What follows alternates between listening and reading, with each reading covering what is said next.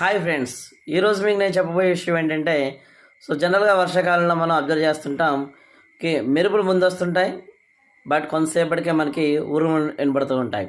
కారణం ఏంటంటే కాంతి యొక్క వేగం అనేది గాలిలో 3,00,000 km/s, అంటే ఒక సెకండ్లో అది 3,00,000 km డిస్టెన్స్ ట్రావెల్ చేస్తుంటే సౌండ్ అనేది 330 m/s అప్రాక్సిమేట్లీ, అంటే ఒక సెకండ్లో 330 మీటర్స్ మాత్రమే అది డిస్టెన్స్ ట్రావెల్ చేయడం వల్ల మనం ముందుగా మెరుపుని అబ్జర్వ్ చేయగలుగుతాం. దాని తర్వాత కొంతసేపటికి ఉరుముని అబ్జర్వ్ చేస్తాం.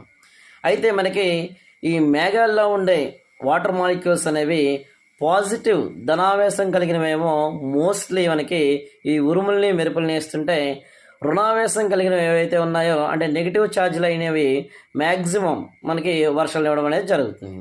మరిన్ని వీడియోస్ కోసం వెంటనే సబ్స్క్రైబ్ చేయండి.